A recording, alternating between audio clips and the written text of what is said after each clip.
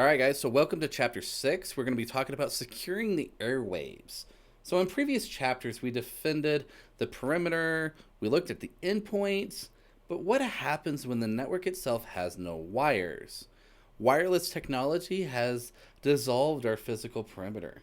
So, today we must discuss wireless security, the evolution of the 802.11 standard, and how do we defend against an invisible network? And so, today, our mission objectives is first, we need to understand the unique risks that are going to come with our invisible perimeter. We need to compare encryption standards and know why WEP is broken and why WPA3 is the future. We need to differentiate the personal mode, pre-shared key, and enterprise mode of 8021X and why we use each one for what. And then we'll identify major threats like evil twins, rogue IPs, and even jamming. So once we figure this all out, we then need to figure out where are we going to put our access points when we're ready to install them. And so that's what we'll talk about today. So let's grasp the core concept here. With a wired network, an attacker needs to physically enter your building. They need to plug in a cable into a wall jack. Now with Wi-Fi, your network extends through the walls, sometimes out to the parking lot and down the street. You physically can't stop people from connecting to the signal. If they are in range, they technically can attack your network. So your parking lot is now part of the attack surface. Now 802.11 standards, this is the IEEE engineering standard that standardizes everything that comes with Wi-Fi. Now the ancients are 802.11b and G. They used to use a 2.4 gigahertz band. Now they're slow, they're crowded, they're largely just obsolete, okay? We don't really use them hardly anymore. Now in the modern era, 802.11n and AC, Wi-Fi 4 and 5, this is when we introduced 5 gigahertz, and we also introduced things like MIMO, multiple input, multiple output antennas, and gigabit speeds. Now, that was the old days, and as you know, everything in technology just keeps getting faster and better. So our cutting edge is now the 802.11ax. This is Wi-Fi 6 and is designed for high density. Think like stadiums or IoT environments. They also offer better battery life. Now, I would be who of me to mention that there is a Wi-Fi 7, but it isn't fully accepted yet. We're still in the early stages, but just know that there is another Wi-Fi evolution coming through that's called Wi-Fi 7. So the most critical part of wireless security is going to be the encryption. We have evolved from broken protocols to more secure ones. So let's walk through a little bit of the history. The first one is called WEP, Wired Equivalent Privacy. Status, do not use. I hope the skull and crossbones tell you, don't use it. It used a static initialization vector in IV that repeated frequently. So if you threw enough packets at a WEP system, it created a mathematical error by pretty much giving you the key. So it was really easy to crack. And while a lot of times I say 5 minutes using basic math, most of the time you can crack WEP in less than 30 seconds now. It all depends on your computer, but WEP is very easily crackable. But just know, we do change with the times. It came out in 1997, and we have improved upon it. Because after WEP, we came out with WPA. Now, WPA itself was a temporary fix that patched WEP's flaws. It really didn't change much. All the hardware was the same. But what it did do is it introduced what's called TKIP, and it's a temporal key. So basically, we took the timing and integrated it to the math to help understand if the key was repeated or not. Now, while it's better than WEP, it's still not secure today. Pretty easy to crack again. Then we got WPA2 in about 2004. Now, it's still pretty much the gold standard. A lot of people still use it, and it's probably likely what you use at home. It's switched from weak RC4 algorithms to our AES algorithms, Advanced Encryption Standard, which we still use. But it's still vulnerable to offline dictionary attacks, especially if you have weak passwords. It can be cracked easily. And I won't get into other types of attacks, but just know that there's different tools like Ponagachis and handshaking tools that will actually break into WPA2 quite easily. So the new standard is going to be WPA3. Now, WPA3 fixes a lot of the sins from the past. It has SAE, simultaneous authentication of equals. It replaced the old handshaking and blocks offline dictionary attacks. Even a weak password is hard to crack when it comes to WPA3. Forward secrecy: if an attacker does steal the password later, they can't decrypt the traffic because they recorded it in the past. Again, we added more temporal stuff in here, so we got more time-related encryption. We have Easy Connect. It simplifies onboarding for IoT devices because we can use things like QR codes to connect to these type of devices. Now, beyond encryption, we have security modes. So wireless has two different types of security modes. We have WPA Personal and WPA Enterprise. WPA Personal uses a pre-shared key. Everyone uses the same password. Now, the risk is if one employee leaves, you have to change the Wi-Fi password for everyone. Versus WPA Enterprise, it uses individual credentials. So users log in with their own username and password. And if an employee leaves, you just disable their account and the Wi-Fi stays up for everyone else.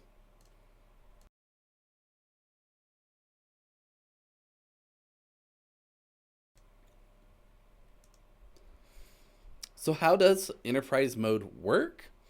Well, it uses three components known as AAA. So we need the user's device, the laptop, the desktop, whatever it is, the host. We need the wireless access point. It's the you could say it's the gatekeeper. And then we need an authentication server. And what we call this is we call it a radius server, 802.1x. Now, the access point never sees the password. It just passes the encrypted message from the server to the host itself. So it is with a way that when you type a username and password in, the access point automatically sends it off to the radius server, and no one is the wiser. If it passes, the authentication server will let them know that here's your key, which will let you authenticate to the network itself. Now we know how to secure it. Let's look how attackers break into it. We will cover war driving, evil twins, and rogue access points. So the first one is going to be the insider threat. Okay? And this is going to be our rogue access points. By definition, it's an unauthorized wireless access point attached to the wired network. Basically, an employee brings in a cheap router from home, plugs it into the wall jack because they want a better signal for their iPad. But the problem is it creates a backdoor that bypasses all of our corporate firewalls entirely. It's a massive insider threat. Now, the evil twin, on the other hand, is an imposter. An attacker sets up a wireless access point with the same SSID as your legitimate network. So you'll see two networks called Starbucks Wi-Fi. Your phone will connect to the evil twin because the attacker boosts the signal strength. Your phone will always try to connect, or your devices will always try to connect to the stronger signal. Okay. And then they'll just pass on the traffic, but unfortunately, they are now a man in the middle, and they're capturing your traffic as you go along. The next thing is war driving, where attackers drive around a neighborhood with a laptop and a high gain antenna, scanning for networks. Okay? Now, they map out anything that's vulnerable, like web networks, to attack later. Now, there's a thing called war chalking, and it's a legacy term where hackers used to draw symbols on sidewalks to mark an open Wi-Fi. Now, this is mostly done with digital maps, And if you want to check it out, you can check it out on wiggle.net. Wiggle.net is how most of this is now being tracked. And now we've got a DAuth attack. A common attack for WPA2 is a DAuth attack. An attacker can send a forged management frame telling your device, I am your router, please disconnect. And so what this does is to force a reconnect. So when your device gets kicked off a network, your phone normally is going to be set to auto connect. So what is it going to do? It's going to try to reconnect to the router. And what it's going to do is send out a handshake saying, hey, I got kicked off. Here's my handshake. Can I come back? Now, the problem with this is once you get that handshake, you might be able to connect to an evil twin, or the attacker might capture that handshake and be able to replay it and connect to your network directly without the use of your password. Or they can just be mean and just cause a denial of service and DAuth you over and over and over again. Some of the Bluetooth threats. So wireless isn't just Wi-Fi. Remember, it's also Bluetooth. We've got a couple in here. We've got bluejacking, sending unsolicited, annoying messages to the device. You got blue snarfing. This is where they're actually stealing your data. This is like accessing contacts or emails from a device without your permission. And the best defense here is just turn off Bluetooth when you're not using it and set your device to non-discoverable. Okay? Most of us don't connect to devices that often, so by turning it to non-discoverable alone is pretty a good way to do it. But you can also turn off your Bluetooth when you're just not using it. Save you some battery life while you're at it. So how do we tame these signals? Let's look at the defense strategies when it comes to Wi-Fi signals. First off, we need to control the bleed. We need to make sure that we place access points in the center of the building, not against the exterior walls. We need to lower the transmission power so the signal dies at the edge of your parking lot. You don't want to provide free Wi-Fi to the hackers in the street. And then use heat maps. Use software to visualize the coverage and identify any leakage of Wi-Fi throughout your network. The second thing we could do is segmentation. We can have a guest Wi-Fi. Never let guests connect to the main corporate LAN. Create a separate SSID on a separate VLAN and route them straight to the internet.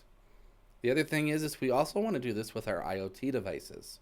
Smart bulbs and thermostats have weak security. Put them on their own SSID so that if they do get hacked, the attackers can't jump into your servers. And third, the golden rule of public Wi-Fi. Assume all public Wi-Fi is bad. Okay? If you are at a hotel, a coffee shop, you must use a VPN. The VPN creates an encrypted tunnel. Even if an evil twin captures your packets, they can only see encrypted gibberish. So our war story for today is about a CEO's tablet. So the breach itself is about a CEO had a bad signal in his office. Without telling IT, he brought in a wireless extender and plugged it in. The failure is that he configured it with WEP because it was the first option in the list. Hackers in the parking lot cracked the WEP key in minutes and gained full access to the corporate network. Dun dun dun. Malicious insiders. Nah. So let's go talk about Lab 6.1 about Wi-Fi scouting. So this scenario is you're auditing a wireless security of your classroom or home. You're going to use a tool like a Wi-Fi analyzer app on your phone, like Acrylic or NetSpot. And what I want you to do is scan for all the SSIDs in range. List the ones that are using WPA2, WPA3, and I hope not any WEP. Are any of the signals themselves overlapping? Normally it's channels 1, 6, or 11, and normally we find 6 is crowded quite a bit. Walk around and see how the dBm changes. Remember, negative 30 is great, negative 80 is dead, okay? So the closer to negative 30, the better. Now to summarize this on chapter 6 is, well, the perimeter is gone. Wireless signals bleed through walls, right? So we have to think of different ways of securing it. We have standards like WPA2 and WPA3, and never to use WEP or TKIP. We want to use AES. Now, if we are very fancy and we're doing this for a business, the use of enterprise mode, 802.1x, is a great way to have Wi-Fi. Now, be aware of what an evil twin and rogue access points are and how to protect against them. And one of our best defenses here is going to be segregating our traffic. Remember, guest traffic, IoT traffic, and making sure that our access points are placed properly throughout our network. All right. I'm not going to go through the review questions. All right. Well, if you have any other questions, let me know. That's a wrap up for Chapter 7. If you have any questions about wireless or the lab, let me know. I will see you for the next chapter. All right. Thanks.